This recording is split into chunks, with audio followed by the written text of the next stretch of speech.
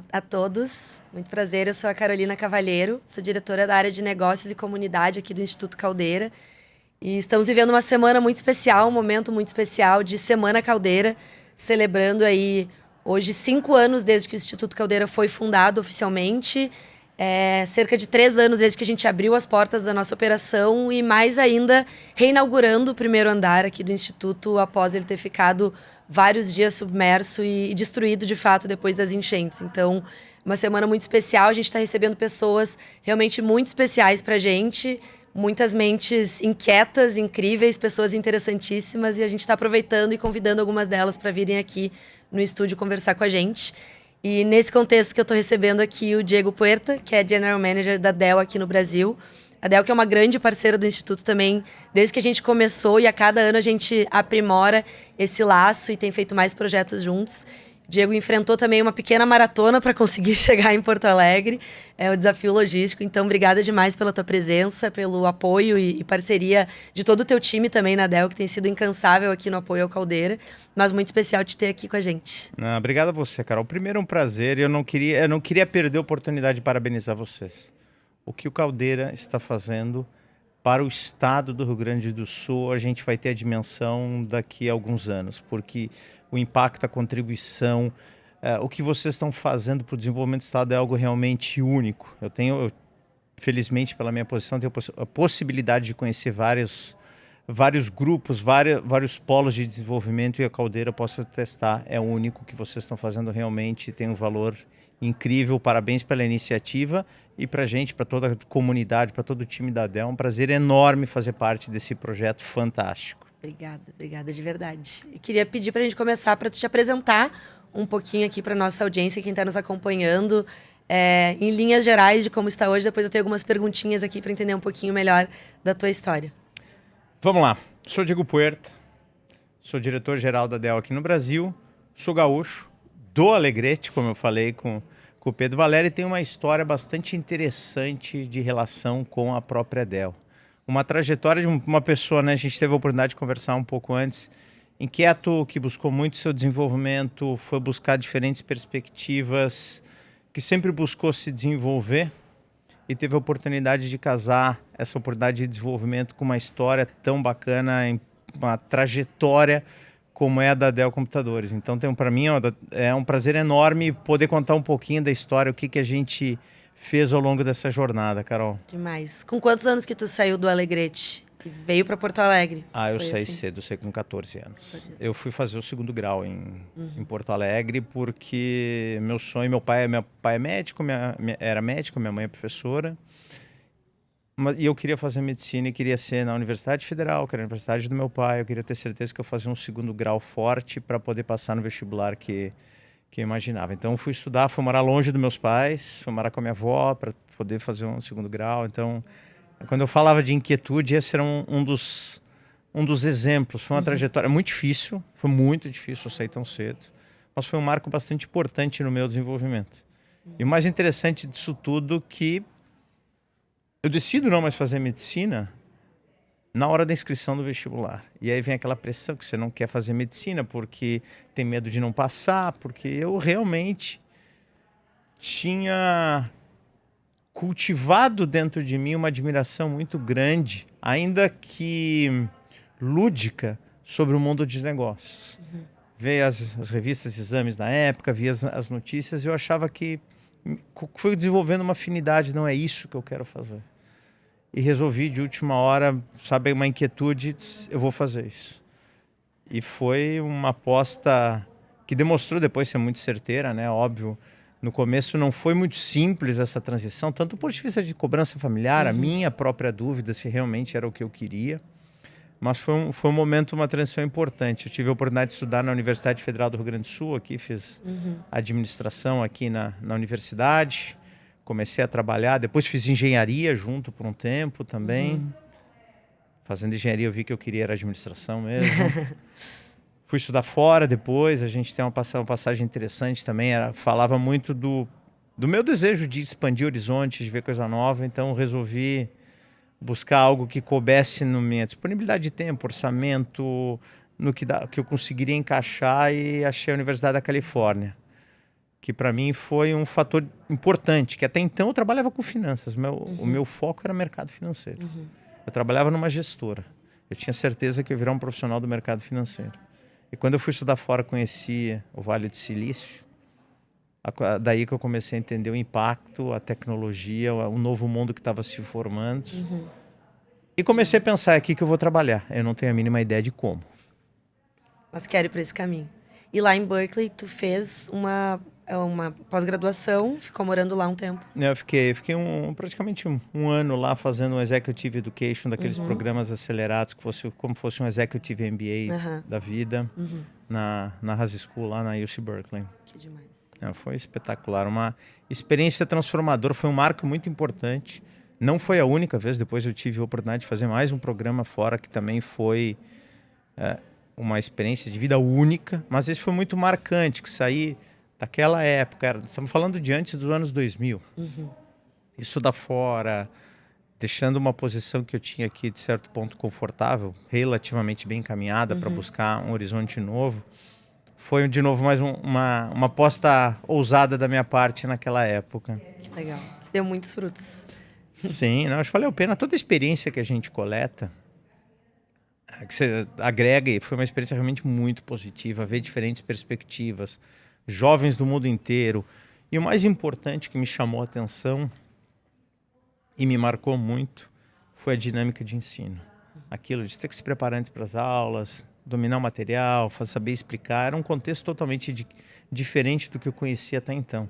E foi difícil se adaptar, mas isso mudou a forma como eu enxergava a própria educação, como eu me preparava para isso. Então foi mais um dos fatores marcantes dessa jornada. Sim. Além de, óbvio, conhecer o mundo da tecnologia. Nos finais de semana eu pegava um carro alugado com mais um amigo ou outro, a gente saía dirigir pelo Vale do Silício, ver as empresas, a sede, pensar, nossa, como será isso aqui? Foi muito bacana, uma experiência que realmente me fez enxergar o mundo da tecnologia com os outros olhos. Que legal. E aí, no teu retorno ao Brasil, tu já se conectou nesse mundo de tecnologia. Se tu puder nos contar um pouquinho também como é que foi o teu contato com a Dell, né? Tu participou ativamente da vinda da Dell aqui para o Brasil. Seria muito legal a gente entender um pouquinho mais como é que isso aconteceu. Não foi tão automaticamente. Foi uma decorrência de fatos que são muito interessantes. Porque quando eu voltei, como eu falei, eu trabalhava numa gestora, eu saí e tive a oportunidade de voltar depois para o mesmo lugar. Eu simplesmente não me adaptava mais, eu queria ver perspectivas diferentes. E na época, a minha irmã viu um anúncio que estavam fazendo de uma agência de desenvolvimento que ia ajudar o governo do estado do Rio Grande do Sul a ter investimentos, precisava de um profissional jovem, dinâmico, com experiência internacional, que falasse inglês bem, boa formação, para auxiliar nesse processo. Esse anúncio mesmo, de jornal. Eu mandei o meu currículo para lá, me chamaram no mesmo dia, já saí trabalhando, pedi demissão, fui fazer projetos, e o objetivo era uma entidade que ia ajudar o governo do estado do Rio Grande do Sul a trazer investimentos. Eu não entendi muito bem o que era, mas eu gostei tanto da ideia que eu vou nessa. E a gente começou com um programa de quais são as áreas estratégicas e não tinha como ser tecnologia, era uma das principais áreas, tecnologia, telecomunicações, era a época das privatizações das telecomunicações, então se listou uma série de empresas que a gente faria sentido visitar. E a Dell foi uma delas. E ninguém conhecia a Dell, eu já conhecia a Dell por um trabalho acadêmico que eu fiz lá em Berkeley. E eu disse, nossa, é uma empresa super bacana, é um jovem que tem 30 e poucos anos, lançou a empresa, é muito dinâmica, está revolucionando o mercado de PCs. O secretário de Desenvolvimento do Estado, na época, junto com o presidente dessa entidade que eu trabalhava, acharam a ideia boa, listaram, agendaram a visita e fomos visitar 18 empresas nos Estados Unidos. A Dell era uma delas. Eles já tinham um plano de desenvolvimento para o Brasil, ou seja, eles já estavam com um plano de investimento no Brasil. O Rio Grande do Sul não fazia parte, a gente foi apresentar o Estado, eles depois avisaram que queriam conhecer um pouco mais o que a gente tinha para oferecer. Nós montamos uma agenda, concorremos com outros 3 estados E de uma forma muito resumida, assim, foram 10 meses de negociação até eles decidirem pelo investimento no Rio Grande do Sul. E nesse inteirinho eu era o gerente de projetos do... Como que foi esse pitch de vender o Rio Grande do Sul, que talvez não estivesse ainda no radar dos executivos lá, pensando em Brasil? Foi muito interessante. Essa foi uma excelente pergunta. Porque essa foi a principal discussão que nós tivemos antes de ir ao mercado buscar as empresas. Como se vende o Estado? Muitos das fortalezas do Estado até então não era um produto tão vendável assim para uma empresa de tecnologia. Então a gente teve que a gente teve que elaborar melhor um pitch para falar sobre outras fortalezas do Estado. A qualidade da mão de obra. Na época se falava muito de Mercosul, Porto Alegre era equidistante entre Buenos Aires e São Paulo. A gente tinha uma tradição metal-mecânica muito forte na Serra Gaúcha, que era um componente importante quando a gente falava de hardware. A gente tinha algumas empresas aqui muito destacadas na área de telecom. Então, assim, teve a própria Edisa, teve no Rio Grande do Sul. Então, acreditávamos que o Rio Grande do Sul tinha uma vocação para essa indústria e a gente empacotou isso bem, um material muito bem editado, com vídeos. A gente levou isso embaixo do braço e foi apresentar. Te confesso assim, foi muito mais para contextualizar a nossa articulação do que o material de venda efetivo. Eles não deram muita bola para todo esse material, mas a gente tinha uma narrativa bem preparada. Isso chamou atenção. Mas o que mais chamou atenção era ter um Estado se organizando para receber investimentos. Isso chamou atenção. Esse foi o fator determinante. E quando eles vieram aqui, viram o governador, secretário de Estado, a comunidade de empresários, o corpo acadêmico, todo recebendo a empresa para auxiliar no processo de tomar decisão, eu acho que esse foi o grande fator que fez a Dell, na época, tomar a decisão. Então, é muito menos o pitch, o material, e sim o esforço de toda a comunidade em trazer investimentos. E quando a Dell decidiu, acabaram me convidando para eu trabalhar na empresa. Então, a minha história com a Dell começa bem antes da jornada. Eu brinco, uma coisa que eu até acho que falei com você ou com o Pedro antes, na primeira vez que a Dell veio no Brasil, era aquele cara com a plaquinha segurando o Dell no aeroporto. E depois tem uma jornada como a gente está tendo a oportunidade de ter. Semana que vem eu completo 25 anos de empresa. Nossa, ou seja, que legal. mais 2 anos nessa negociação, então já são 27 anos de relação com a Dell. Já viu muitas coisas. Bastante coisa. E a própria relação da Dell com o Rio Grande do Sul, seria legal a gente poder abordar um pouquinho aqui. Se transformou também ao longo dos anos, né? Se tu puder comentar, o que tu vê até de diferença, né? A gente estava conversando aqui no almoço com um grupo de executivos e executivas também sobre essas articulações a nível, né, municipal, estadual e o próprio papel de uma instituição como o Caldeira nesse movimento. Se tu pudesse traçar até um paralelo desses movimentos que tu viu e participou muito ativamente, né, há 27 anos atrás, e o momento atual do Rio Grande do Sul e essas articulações de agora, e o jeito que a Dell está enxergando também, né, essa manutenção, esse papel muito importante que vocês têm aqui no Estado. Vamos lá. Um ponto muito importante que eu sempre gosto de reforçar. Eu não tenho dúvida alguma que o fato de a Dell ter escolhido o Rio Grande do Sul como base, como a nossa unidade principal no Brasil, foi um dos fatores que contribuiu e muito para o sucesso da nossa operação. Em 25 anos, a gente construiu liderança em todas as categorias de liderança de mercado em todas as categorias que a gente trabalha. Construímos uma relevância de marca muito forte, um nível de experiência de clientes muito elevado, os padrões mais altos, padrões globais da empresa. Fomos escolhidos uma das melhores empresas para se trabalhar do Brasil por algumas vezes. Então, a gente construiu uma operação muito forte, destacada globalmente, que também exporta talentos. E eu vou te dizer, foi a distância entre Buenos Aires e São Paulo que fez o diferencial? Não foi. Inclusive, a gente falou sobre isso, né? O que fez a diferença foi a qualidade da mão de obra que a gente encontrou aqui. Encontramos talentos de muita capacidade, boa formação, com índice de um grau de aderência, lealdade à companhia muito alto e dispostos a investir para que a empresa investisse neles. E daí construir relação ganha-ganha, que hoje a gente tem talentos mundo afora. São mais de 250 talentos exportados daqui do Brasil para a Dell Global. A maior parte deles são do Rio Grande do Sul. Vários casos de pessoas do interior do Rio Grande do Sul que têm posições relevantes globalmente hoje dentro da Dell. Então, a questão dos talentos foi um fato muito importante. E eu acredito que eu tive a oportunidade de falar com o Marciano, com o Pedro, quando a gente fala das competências do Rio Grande do Sul, a gente continua apostando na qualidade dos nossos talentos. Eu não tenho dúvida alguma que vai ser fundamental para essa nova jornada que o Estado está fazendo e o Caldeira está liderando. O Caldeira, para mim, é um marco fundamental de um ponto de virada do Estado.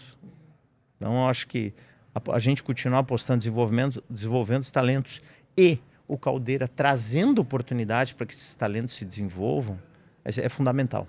Sim. O talento precisa de oportunidade, ele vai onde tem oportunidade. Se a oportunidade vier até aqui de achar bons talentos, a oportunidade é única. Acho que esse é um excelente ponto que a gente precisa continuar explorando aqui no Estado. Que não mudou, né? De 27 anos para cá, continua sendo capital humano, apesar de outros desafios. Mas o Rio Grande do Sul enfrentou uma coisa muito séria, que foi a gente comentou sobre isso também, ou seja, saiu muito talento do Estado, buscando oportunidade. A gente falou, tive a oportunidade, a McKinsey fez um estudo, o saldo líquido foram 700 mil gaúchos que saíram do Estado ao longo dos últimos 20 anos. A maior parte de alta qualificação para empreender ou buscar novas oportunidades fora do Estado. Ou seja, e se esses talentos tivessem ficado aqui, investido aqui, como seria o Estado hoje? Sim. Eu acho que o Caldeira é uma aposta de não só manter esses talentos, mas atrair capital e talentos para o Estado. Acho que a gente muda o jogo. O Caldeira vai fazer isso sozinho? Não. Vai ser toda a comunidade, todo o ecossistema, vai melhorar a autoestima do Estado, vai criar aquele senso de oportunidade que vai atrair talento, e talento vai atrair capital, e capital traz empresas juntos. Então, acho que essa é a aposta que a gente tem que continuar fazendo. Demais. E, bom, nesses 27 anos de envolvimento com a Dell, já viveu muitas coisas. E, especialmente, eu sei que tu chegou nessa posição de General Manager durante a pandemia. Então, a gente está falando muito aqui na Semana Caldeira sobre essa temática do antifrágil, né, da retomada, que não só da operação do Instituto, mas um símbolo para o próprio Rio Grande do Sul, depois de passar por uma situação extremamente estressante, como é que a gente volta melhor, né? Não volta igual. E tu ter assumido essa cadeira, né, num momento extremamente desafiador para qualquer pessoa no planeta Terra, mas em um cargo de liderança, de fato, se puder contar um pouquinho até dos bastidores, de como é que foi assumir, como é que foi interagir com o time, como é que foram essa construção mesmo, né, de ponte com o time no momento de extremo estresse, extrema vulnerabilidade e depois uma recuperação disso. Legal. Vamos lá, vamos falar um pouquinho, acho que é importante a gente falar um pouquinho antes, que quando a gente fala de posições executivas altas, assim, esse nível de posição, sempre se fala da posição e não da estrada como se fez para chegar até lá.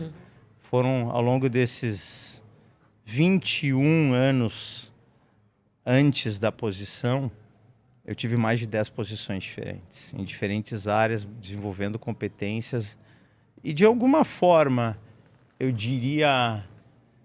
não diria ingênua, mas até de uma forma lúdica, já pensando, me preparando para um dia poder assumir uma posição mais ampla como essa. Então, foi um trabalho planejado, um desenvolvimento de carreira. Intencional, que quando combinado com um nível de entrega muito alto nas posições, ajudaram e facilitaram chegar nessa posição. E essa posição, no final do dia, era algo que eu realmente almejava, aspirava. Acho que qualquer jovem que segue uma carreira executiva olha lá o glamour, seu diretor-geral, presidente, essas coisas. A gente desenvolve isso, e eu não vou dizer que não tinha, eu tinha. Mas eu vou te dizer, Carol, foi talvez uma das transições mais difíceis da minha vida. E não foi por causa da posição. E foi pela situação pessoal que eu vivia naquele momento. Eu me preparei para aquilo. Foram 10 anos diferentes, foram 10 posições diferentes áreas, me desenvolvendo, me preparando para aquilo. Mas eu chego num momento para substituir um líder muito forte, de um time extremamente competente, que estava vivendo um estresse enorme com toda a questão da pandemia, e eu numa questão pessoal também muito difícil. Ou seja, a pandemia bateu pesado na minha família. Meu pai, com 2 meses de casa, 2 meses de posição, meu pai foi internado no hospital, entubado, veio falecer 2 meses depois. Minha mãe teve um AVC, minha família pegou Covid, a minha esposa estava grávida com Covid. Tudo isso em menos de 5 meses do dia que eu assumi a posição. E aí entra um ponto assim, eu não queria mostrar que eu estava frágil, fragilizado, tentando parecer que estava forte, mas assim, essa questão pessoal me consumindo. Então foi um balanço muito importante de ter profissionais por perto que a gente consegue se abrir e mostrar um momento assim, olha, não vai ser tão rápido, vai ser tão fácil, eu preciso do meu tempo para me organizar, superar essas questões. E é impressionante quando o time te abraça e compra contigo esse desafio para dizer assim, não, está tudo certo, está aqui, a gente sabe da tua entrega, vamos fazer aos pouquinhos e a gente vai entregar. Então, foi um momento muito difícil pessoalmente, e se a gente não eu tenho certeza que se não tivesse uma cultura como a Dell tem, ia ser, talvez o desfecho disso poderia ter sido muito diferente. Então foi um momento difícil. E quando a gente fala de antifragilidade, meu cuidado o líder pode ser vulnerável. O líder é vulnerável, a gente é uma pessoa como qualquer outro. Fica doente igual, o boleto chega na mesma data, tem todos os problemas que qualquer outra pessoa tem. E só que quando você casa isso no momento de você estar chegando na posição almejada, substituindo alguém que era muito referência, você não quer mostrar isso. E talvez esse tenha sido, então, foi um período muito difícil. E fora lidar com toda a problemática, problema de supply chain, câmbio, as negociações com as empresas, a incerteza de como vai ser o modelo de trabalho. Então foi, eu diria, sem sombra de dúvida, que foi o momento mais difícil, talvez um dos momentos mais aguardados da minha vida profissional, se tornou o momento pessoal mais difícil do Diego. Mas, felizmente, com o apoio da minha família, do time, a gente aprendeu bastante nesse processo e logo depois fizemos 2 anos recordes na Dell Global como um todo. O Brasil teve essa enorme contribuição nesse processo. A gente fez... realmente muito orgulho do que o nosso time fez ao longo dessa jornada. Mas assumir a posição num momento que a questão pessoal está tão difícil ou vulnerável, não foi uma tarefa simples. Eu imagino. Essa questão da vulnerabilidade que tu colocou, né? Da importância, talvez, de criar essa ponte também com o time, para que possa haver essa acolhida dos dois lados e um entendimento, mas é desafiador, de fato, num papel de liderança, se permitir. É interessante, né? Aí, muitas vezes tu começava querendo, assim, pessoas que eram próximas a mim, eu não sabia, não tinha notado, eu vi, você querendo mostrar, na hora que eu consegui ficar mais à vontade com isso, não, pessoal, a situação é essa. Eu vou conseguir fazer isso aqui eu vou precisar organizar a minha vida, ver as coisas como elas estão, e a gente conseguiu organizar uma dinâmica que funcionou, mas foi um momento muito difícil pessoalmente para mim. Eu imagino. E agora, recentemente, também todos nós lidando com a enchente aqui no Rio Grande do Sul, né? Muitos colaboradores da Dell com certeza também foram impactados, e esse olhar para as pessoas, né, e para as relações humanas é algo da cultura da Dell, como tu comentou, né? Então, se tiver até algum ponto a mais de como que é trabalhado isso internamente, né, nas lideranças, para que as pessoas na Dell acabam fazendo carreiras longuíssimas também, acho que é também uma coisa diferente do mercado, né, no mercado de tecnologia, e isso é muito da cultura, né, nessas relações que vocês constroem lá dentro. Então, se tu puder comentar um pouquinho de como é essa cultura Dell e como é que vocês treinam os líderes para que eles consigam continuar passando isso adiante, né? Não, acho que excelente ponto. Primeiro, a Dell tem realmente relações longas com vários profissionais, porque tem sido uma jornada ganha-ganha para ambos os lados. A empresa tem se beneficiado do trabalho dos profissionais e os profissionais se desenvolvido com as oportunidades que tem na Dell. Longas carreiras não significam carreiras acomodadas, muito pelo contrário. Se você for ver ao longo desses profissionais que têm jornadas longas, Eles tiveram várias posições e geralmente a gente coloca eles nas posições assim. Foi bem? Foi bem nesse aqui. Vamos te colocar no mais difícil. Vamos te colocar num problema maior. Essa é a trajetória de uma pessoa bem-sucedida e de longo tempo na Dell. Pulando de problema em problema e gerando valor. Então a gente tem, de fato, vários profissionais que desenvolveram carreiras longas. Mas vamos falar da questão do olhar para as pessoas, que é uma premissa não só da Dell, mas é uma marca registrada do nosso fundador, o Michael Dell, que iniciou a empresa com 19 anos, tem 59 e continua nativa, está no comando. Então essa é uma premissa que vem da cultura do fundador. Então olhar para as pessoas no final é super importante, que são eles que fazem acontecer. E como foi na pandemia, que a gente fez um trabalho fantástico suportando o nosso time, assim, uma das coisas que eu mais me orgulho foi como a Dell suportou os times, não só na jornada de trabalho remoto, que não era uma novidade para a gente, mas com as questões de como é que eu suporto do ponto de vista de atendimento médico, de job security, uma série de coisas que a gente fez para auxiliar os nossos funcionários durante a pandemia. Então, acho que foi um marco importante.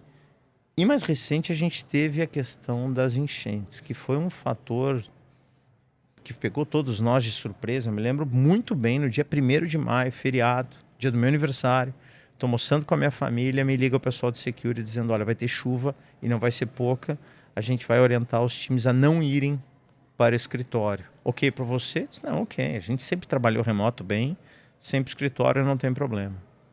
Quinta-feira eu começo a receber relatos, a chuva está subindo. Quinta-noite, funcionários batendo na porta, ligando para a Dell, dizendo, a minha casa alagou, eu não tenho para onde ir. Então, rapidamente, se forma um comitê de crise, o que nós vamos fazer? As pessoas não tinham para onde ir.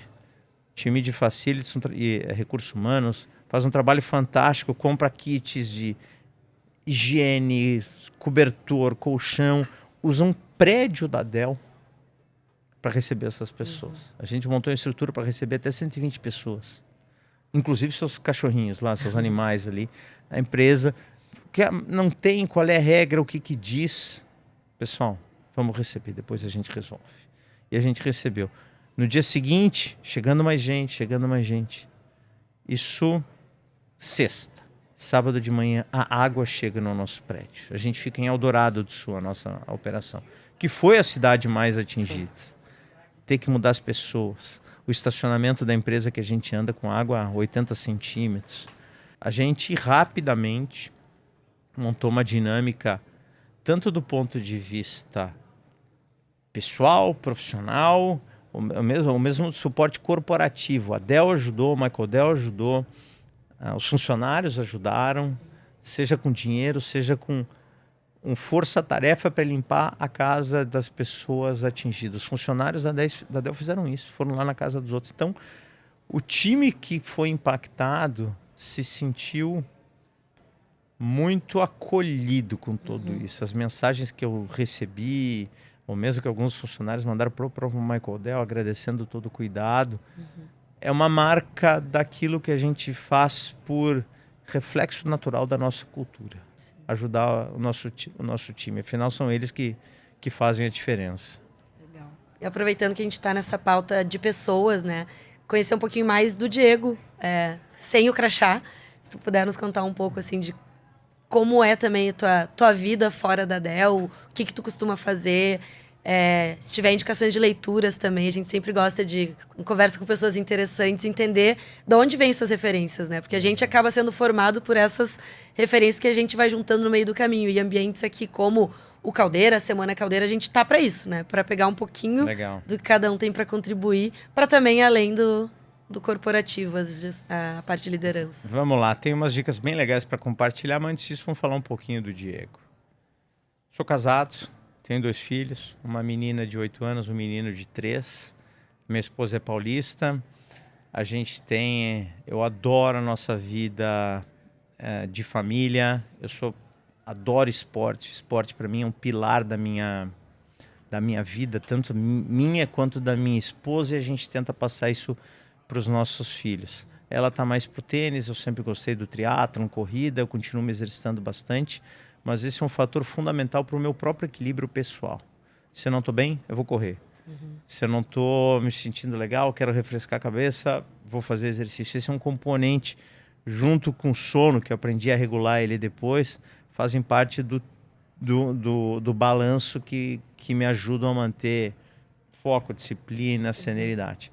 Mas eu gosto muito de passar tempo com a minha família. A gente tem uma casa no interior que vai praticamente todos os finais de semana. A gente faz esporte, a gente descansa, assiste seriado, lê livro, fica juntos, brinca com as crianças. Então, a minha vida está muito mais família. Já viajei mais, já fiz mais coisa, mas eu vou viver o momento das crianças. A gente tem sido muito feliz em fazer isso juntos. Agora não vejo a hora o pequeno crescer um pouquinho mais e poder voltar mais a viajar. Isso é uma coisa que a gente gosta muito. Como eu construo as minhas referências? Eu sempre fui muito curioso e era mais antenado. Tenho sido menos de ver tudo que está acontecendo, estudar, pesquisar, ir atrás. Eu tenho tentado ser mais seletivo no que eu consumo de mídia, no que eu leio, no que eu escuto. Gosto muito de biografias, então eu aprendo muito com biografias. Li algumas recentemente muito interessantes. Um livro que marcou muito aqui da Ayn Rand, lá, o Atlas Shrugged, para mim é um livro importante. Mas onde realmente o que tem sido a minha principal referência ultimamente são os podcasts. Tem um podcast para quem curte tecnologia que chama Acquired, que eu acho que é mandatório. Que ele disseca empresas, fala dos pontos fortes, dos fracos que funcionam, da cultura. Para mim tem sido assim, são podcasts longos, chama Acquired. São dois investidores que fazem, dissecando as empresas, falando do que tem tecnologia, da cultura, quais são os diferenciais das empresas. Esse tem sido... Eu me delicio escutando esse podcast durante o final de semana, que é uma forma interessante de entender mais sobre empresas que fazem a diferença. Essa tem sido a minha mais recente forma de me manter antenado. Tenho consumido cada vez menos mídia tradicional, tenho lido menos jornal. Leio um ou dois, sim, mas não é. O podcast tem sido um ponto. E principalmente trocar ideias e aprender com pessoas que são boas naquilo que ela faz. Independente de quem é, eu admiro quem tem um dom, quem tem uma qualidade e principalmente quem tem um nível de entrega para alguma profissão, para algum esporte. Eu gosto sempre de aprender com elas o que leva, como faz, como é que é disciplina, porque sempre tem história de muito trabalho, suor e determinação por trás da fachada de sucesso que a gente vê por trás dessas pessoas. E eu gosto de entender... São esses bastidores por trás das pessoas. Demais. Que é o que a gente também está tentando aqui, né? E estando aqui no Caldeira, a gente tem a oportunidade de conversar com muita gente. E acho que esses traços, né? Que até na conversa contigo aparece dos grandes líderes que hoje estão aqui passando pela nossa programação. Enfim, essa questão de achar tempo para estar, né, com seus familiares, com essas pessoas importantes. O esporte tem aparecido cada vez mais, de fato, né? E esse olhar para as pessoas. Mas a gente tem um quadro aqui que a gente faz da nossa comunidade com alguns convidados que chama o Pergunte-me o que quiser. E uma pergunta que, geralmente, quem está começando sua carreira empreendedora, está agora no momento de crescimento, está tentando equilibrar todas essas frentes, né, na sua vida, as melancias, eles perguntam, e eu vou fazer essa pergunta para ti, que é daí como que tu pessoalmente faz para organizar tudo isso? Porque o tempo é o nosso único recurso, realmente, totalmente finito. Todos nós, seres humanos, temos as mesmas 24 horas num dia, né? E por que a gente tem casos, talvez, né, de grandes executivos e executivas lideranças que conseguem, claro que com muito desafio, não é fácil, né? E deve ser realmente, né, na tua rotina, só tu sabe como tu te organiza, mas tu trouxe aqui alguns pontos que tu consegue dedicar o teu tempo e mesmo assim tá aí numa trajetória, uma carreira brilhante, né, admirável, que tantos nós almejamos. Então, se tu puder contar como é o teu bastidor de conseguir, de fato, né, no dia a dia, botar tempo para fazer tudo isso e ainda assim tá aí à frente de uma organização, à frente de milhares de pessoas, um business super desafiador que está sempre se reinventando também. Essa é uma pergunta muito interessante. Várias pessoas, como é que você gerencia o seu tempo? O meu tempo, já tentei, mas nunca consegui. Um minuto tem 60 segundos, 1 hora 60 minutos e eu não mudo. O que eu mudo é o que eu faço nesse tempo que eu tenho. Então, ter uma determinação do que eu vou fazer e principalmente do que eu não vou fazer é fundamental. Então, você vai fazer escolhas de algumas coisas e vai abrir mão de outras. Vai ter que ter o que são suas prioridades. E eu, de fato, tenho uma prioridade bastante estabelecida, assim, no meio de uma agenda tão complexa, eu consegui desenvolver um hábito que eu não tinha de dormir mais e melhor. Bom, acabei de desenvolver isso tudo e ainda fazer esporte, como é que funciona? Bom, 5 horas da manhã eu já estou acordado, tomando meu café, lendo as notícias para me preparar para o treino. Já até respondo alguns e-mails. Levo minha filha na escola, que não é perto, né? Algumas vezes. Chego um pouco mais tarde no escritório, muitas vezes 8h30, 9 horas, mas vou respondendo. O que eu faço? Das 9 às 6 é uma agenda cronometrada no minuto. Eu tento ser o mais eficiente possível nesse período.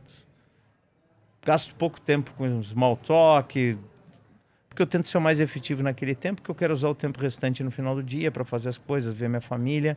E eu preciso dormir cedo, que acordar 5 horas não é. Então, eu tento ter uma disciplina. Isso dá certo sempre? Não. Na maioria das vezes dá errado. Mas o importante é tu ter um guia de como você se organiza para você poder manter o balanço que você precisa.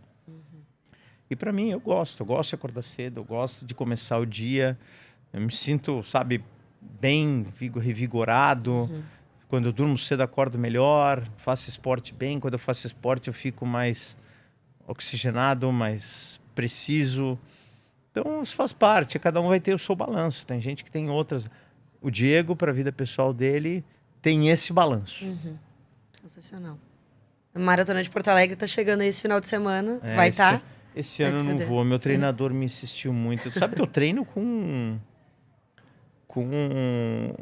um personal daqui. O meu professor daqui de Porto Alegre. Como eu tô cada hora num canto, eu faço bastante por vídeo. Então, por vídeo, eu faço o cara que sempre me treinou, que é um amigo, um profissional fantástico. E a gente faz, ele tá querendo, vamos correr a maratona. Não, esse ano eu não vou conseguir. Mas eu continuo me exercitando. Muitas vezes, isso é uma coisa que eu tirei um pouquinho nesses últimos tempos, com filho pequeno, com tudo. Eu gosto de prova, eu sempre aprendi com prova. Mas, nesse momento, mais uma cobrança adicional, eu achei que não era... Eu vou usar o lado positivo de esporte, não só cobrança. Então, quem sabe eu volto aí em breve a fazer algumas provinhas. Um bom exemplo Tentar melhorar meu tempo, fazer tudo aquilo. Tá ficando mais velho, fica mais difícil, né? Mas com foco, determinação e trabalho... É possível. É possível. Legal. Bom, Diego, acho que felizmente, nosso papo aqui está se encaminhando para o fim, mas queria deixar o espaço também, se tiver algum recado específico que tu queira compartilhar aqui com a comunidade do Caldeira, né? O pessoal já teve, felizmente, a oportunidade de te ouvir agora recentemente durante o evento, impressões que ficam dessa passagem.